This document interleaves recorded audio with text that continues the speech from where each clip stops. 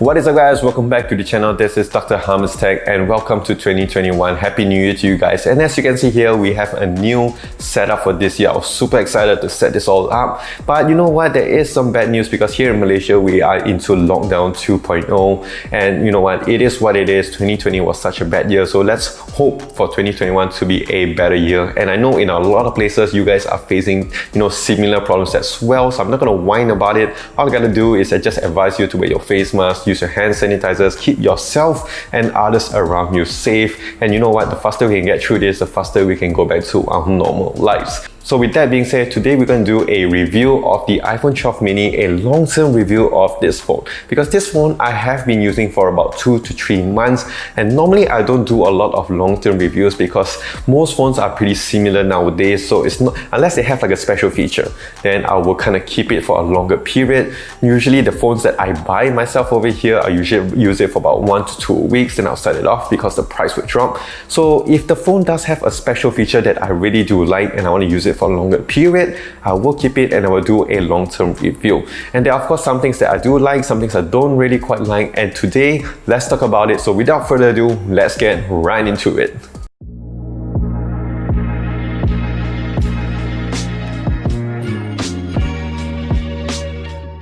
So the first thing here that I do like about this phone, the elephant in the room, and you know what, contrary to this is no elephant, this is like a small rat or a small peanut. This is a tiny size, and this is why I love this phone, because this is a full-on flagship phone but in a mini size. Because how often can you find like a flagship phone like this at a small size? Yes, you have your Pixel 4a from last year, but that wasn't really having the full-on flagship specs. Here you have all your flagship features to it, which we'll talk about in a bit. And you know, it's such in a small phone factor like this, is even like half of my face. So you know, I really like this. The size is so much easier to grab. You know, you can just use it one hand. Yes, I know in today's age, a lot of phones are 6.inch, 6.2, 6.5. Those are really huge phones. That's what she said. But you know what? It's really refreshing to use a flagship phone like this in a smaller form factor.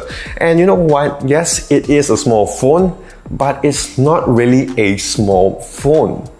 So what do I mean by this is the fact that if you're watching shows here like Netflix, YouTube, going through social media, I have used this as my primary driver. I have used this as my secondary driver as well. And you know what? I don't really feel much of a difference coming from, of course, a much bigger phone. Of course, yes, you'll feel it, but it's not going to like make you want to go back to that bigger phone because you have your full screen over here. Yes, you have your bezels on the sides and on the bottom.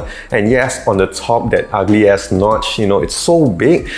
I don't know why Apple didn't make it like smaller, didn't shrink it compared to the 12, 12 Pro, 12 Pro Max. They kept it the same size as those and they put it here on the mini, which kind of cuts a lot of spaces on the top. So yes, overall I gotta say, like I watch a lot of Netflix over here, Cobra Kai, yes, Cobra Kai Never Dies, all those kind of shows over here, and I really do enjoy it. So if you like Cobra Kai, you don't like, what's that show, Queen's Gambit, do click the like button down below and just smash it for that, right? So yes, looking at this, the display of it is very good. Apple has introduced the LED screen on this. It follows from the 12, 12 Pro and everything, so you're not missing out a lot when it comes to display. Yes, it doesn't have that 120 Hz or even 90 Hz, but overall the animation with this, it just makes it very smooth, so you don't really feel it much. Colors over here are just very excellent. And yes, I have mentioned that this phone is a full-on flagship phone, and that's because if you look at the build and design, you have your Gorilla Glass 6 on the back. On the front, you have your ceramic shield, which offers a lot more protection, and I do like the squared edges on the sides here, which does offer more grip. And if you have a case, most of the time you can just set it up there and it will just stand. So if you're watching shows again, it's so much easier to just put it on the table and just watch whatever you're watching. It's just so much convenient. And yes, inside here you have your A14 Bionic chip, the latest and greatest from Apple. So playing games, going through social media, just doing whatever you want to do, video editing, photo editing, everything really runs very smooth. And if you pair that with the iOS 14, Apple just does a very good job when it comes to software and hardware. They kind of find a good balance for them, and this is from a long-term Android point of view. So yes, the overall animation, like I said, the overall smoothness of this is really good. What I notice here is the apps are really well optimized on iPhones, on the iOS devices. So if you're into a lot of photo editing, a lot of like shows of it, yes, this one really works for you. And again, it's the same thing with the 12 Pro brothers and all that. So you're not really missing out a lot. And before we go any further, the speakers here, it's a dual speaker, so it's stereo speakers. Yes, it does sound very good. It does sound pretty loud, I would say. Maybe not as loud as maybe the Galaxy Note 20 Ultra, but of course that is a different level. But from what you're getting here from this smaller phone, I gotta say the speakers, the display, everything, you're not gonna complain about it. But that being said, I gotta say something about when it comes to multitasking. So if you're watching like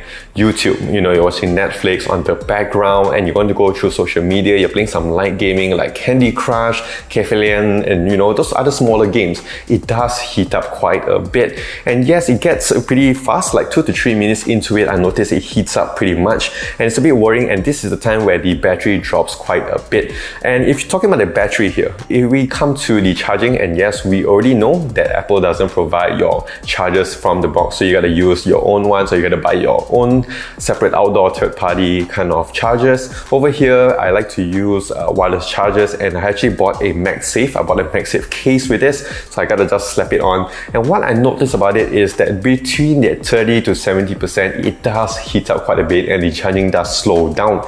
So yes, it does heat up when you're using multitasking, and it does heat up as well when you're doing wireless charging as well. But overall, I have done a real day in the live video with this, and the battery on this is really amazing. From like 9 AM, I got about 100%.